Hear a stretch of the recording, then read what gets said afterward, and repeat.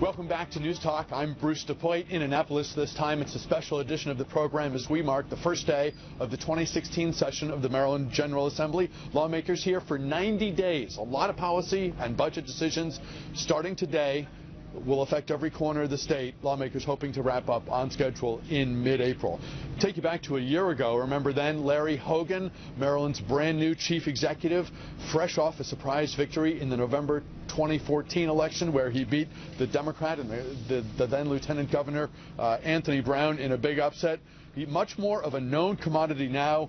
We'll be watching to see what his administration proposes in terms of its budget and other priorities and how the Assembly responds. Joining us now as we continue our special coverage outside the Maryland State House is Rashawn Baker. He is, of course, the county executive in Prince George's County. Thanks very much for coming and being with us today. It's good to have you here. Thanks, Bruce. It's my pleasure. You served in the Assembly. You're an executive now. When you come down, you still see colleagues and staff and people you know.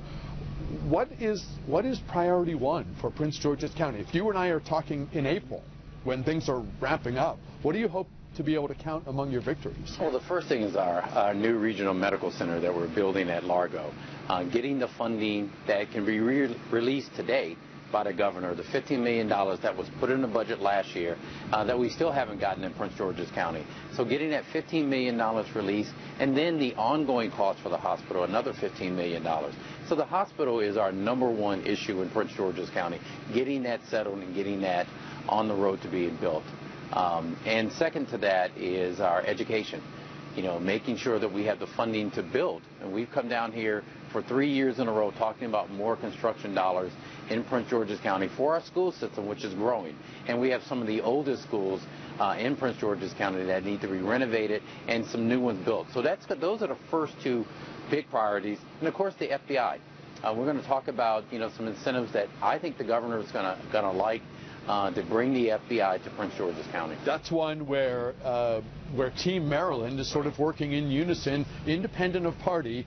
At the state level, at the county level, right. Folks want GSA to pick one of the two Prince George's sites that are among the three we believe are on that final short list. Right, and that's what I think, as you just said, is something that we can all agree on. You know, we're going to have our differences on other budget issues that the governor is going to propose. But on the FBI, we can come together because that's something that's going to benefit all of Maryland, and we're all in for that. And so we have some incentives down here that will sweeten the pot as they're looking to pick a place for that new FBI consolidated center. Talk about the hospital, if you will. What will it mean for health care in the county and in southern Maryland generally? And if there's an economic benefit as well, can you talk about both? It is huge. It's not just, you know, providing quality health care throughout the southern region of Maryland. It's not just Prince George's County, it's the whole southern region. But it is also going to be located at a metro stop, Largo, which will have economic impact there. We're going to do mixed use around it. It will transform Largo to downtown Largo. And for our part, at the county level, we're going to move government offices near that Largo area. So what you see in a Bethesda or a Rockville or some of the stuff you see downtown D.C. will be around Largo. So that means for Prince George's County and the state an economic impact, job creations, tax revenues coming in, but also quality health care throughout. When you served in the Assembly, you were on one of the committees that had an outsized role in terms of where the money went. And you know that long before he ran for governor, Larry Hogan pressed the issue of tax relief and shrinking state spending, shrinking the state budget. Can Maryland fund its priorities and provide the tax relief that is clearly a priority for him? You know, that's the big question, because there's not much detail to the tax proposals that they talked about. But as you said, I served on appropriations, so I know there's a limited amount of the pot. And as county executive, we've cut our budget, our state budget, by 5% every year I've been county executive. But what I do know that if you take some of the revenues, the tax revenues off the table, there's something you're not funding. So what we are proposing to the governor is, what aren't you going to fund? Because if you're funding things that are priority to the local jurisdictions, people still expect their roads to be fixed. They still expect quality health care. They still expect their trash to be picked up. So that's going to have an impact on us at the local level. So we need to see more detail to this budget. What do you expect from the Assembly this year in terms of the discussion about criminal justice reform, and can you talk about the event coming up in the county Monday? Well, we're very pleased that, especially the Speaker and the President of the Senate have talked about reentry programs and how do we move beyond. You've seen what happened in Baltimore City, but that's not just in Baltimore City. There are issues throughout all of Maryland. And so I'm very pleased with the fact that they're going to look at ways of how do we deal with that in a holistic approach. On Monday, for Martin Luther King's birthday, there's a big rally in Prince George's County that speaks to those same issues. Mayor Grant of Seat Pleasant is leading the effort. I'll be there. Casa de Maryland will be there, and we'll be talking about how do we make sure the quality of life, and that's really what we're talking about. The jobs and justice that Martin Luther King spoke about is still alive, and we want to make sure that this is a kickoff to that. I'd like to ask you about the deportations that have some people concerned. You've spoken out on this. Right. The executive, your counterpart in Montgomery, Executive Leggett, and the council there have spoken out on this. There is a belief that if folks haven't followed the process, there's not a lot for them to fall back on, if you will. Right. But I know there's concern. Can you speak? There's a lot of concern when people start hearing about the deportations and the raids that are going to happen. It has a chilling effect. There are many in our communities who are unsure about their status, and they stop sending their kids to school. They stop calling our police when there's a crime committed. They stop going to work. So that chilling effect is what we're trying to say to folks is, one, understand your rights. That's why 311 in Prince George's County, you can get information. Our multicultural center in Langley Park is going to be there.